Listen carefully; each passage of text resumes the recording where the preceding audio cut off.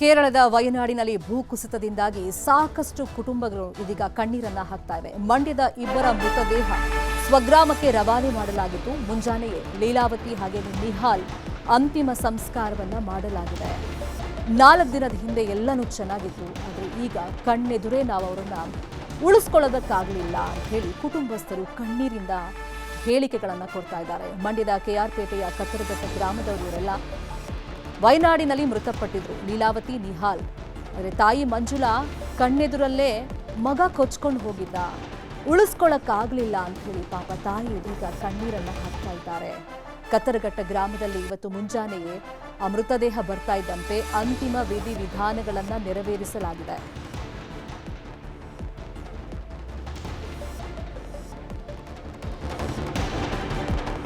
ತಮ್ಮ ಬದುಕನ್ನ ಕಟ್ಕೊಳ್ಳೋದಕ್ಕೆ ಅಂತ ಹೇಳಿ ಬೇರೆ ರಾಜ್ಯಕ್ಕೆ, ಕೇರಳಕ್ಕೆ ಅಂತ ಇವರೆಲ್ಲ ಹೋಗಿದ್ರು. ಕೆಲವರೆಲ್ಲ ಟೀ ಎಸ್ಟೇಟ್ನಲ್ಲಿ ಕೆಲಸ ಮಾಡ್ಕೊಂಡಿದ್ರು, ಇನ್ನು ಕೆಲವರು ಅಲ್ಲೇ ತಮ್ಮ ಜೀವನವನ್ನು ಸೆಟಲ್ ಮಾಡ್ಕೊಂಡಿದ್ರು. ಅಂದರೆ ಮನೆಯೆಲ್ಲ ಹೊಸದಾಗಿ ಕಟ್ಟಿಸ್ತಿದ್ರು.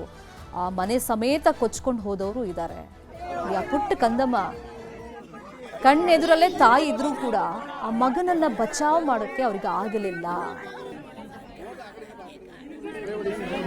ಇದೇ ವಿಚಾರವಾಗಿ ಇನ್ನಷ್ಟು ಡೀಟೇಲ್ ಆಗಿ ಇನ್ಫಾರ್ಮೇಶನ್ ಅನ್ನು ಕೊಡೋದಕ್ಕೆ ಫೋನ್ ಸಂಪರ್ಕದಲ್ಲಿ ಕನೆಕ್ಟ್ ಇದ್ದಾರೆ ನಮ್ಮ ರಿಪೋರ್ಟರ್ ಸುನಿಲ್. ಆ ಕುಟುಂಬಸ್ಥರ ಆಕ್ರಂದನ ಕೇಳಿಸ್ಕೊಳ್ತಿದ್ರೆ ನಿಜಕ್ಕೂ ಕಣ್ಣಲ್ಲಿ ನೀರು ಬರುತ್ತೆ. ಸೊ ಇವರೆಲ್ಲ ಈ ಫ್ಯಾಮಿಲಿ ಅವರು ಎಸ್ಪೆಷಲಿ ಅಲ್ಲಿ ಹೋಗಿ ಜೀವನ ಕಟ್ಕೊಂಡಿದ್ರಲ್ಲ, ಯಾವ ಕಾರಣದಿಂದ ಹೋಗಿದ್ರು? ಟೀ ಎಸ್ಟೇಟಲ್ಲಿ ಕೆಲಸ ಮಾಡ್ತಾ ಇದ್ರ ಅಥವಾ ಅಲ್ಲೇ ಮನೆ ಕಟ್ಕೊಂಡು ಸೆಟಲ್ ಆಗಿದ್ರಾ?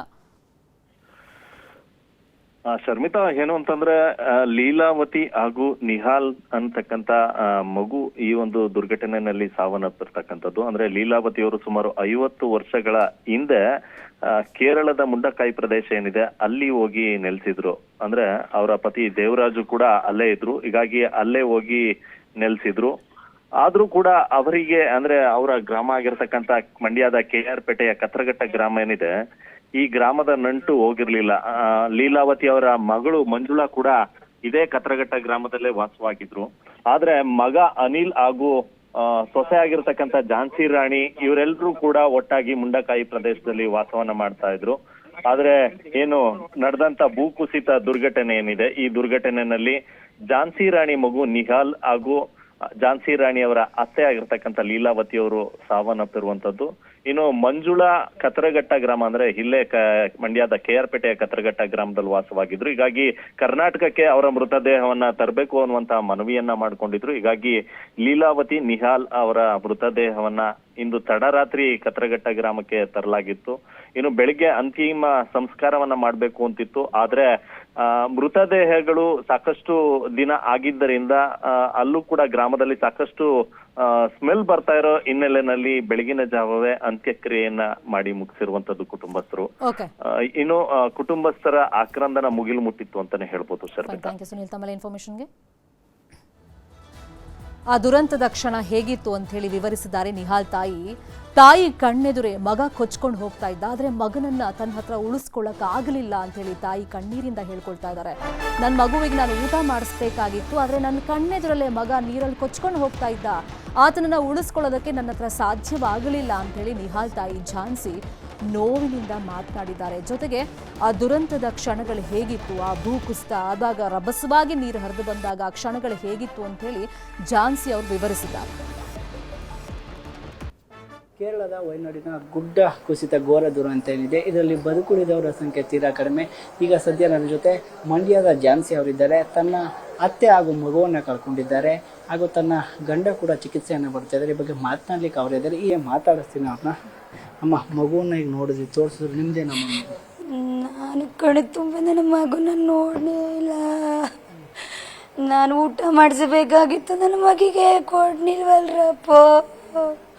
ಅಮ್ಮ ಕೊಡ್ಬೇಕಾಗಿತ್ತು ನನ್ನ ಮಗಿಗೆ. ಅಚ್ಚ ಮುಂಚೆನೇ ಒಯ್ದಿದಿಲ್ಲಪ್ಪ ಅಂತ ಕೇಳಬೇಕಾಗಿತ್ತು.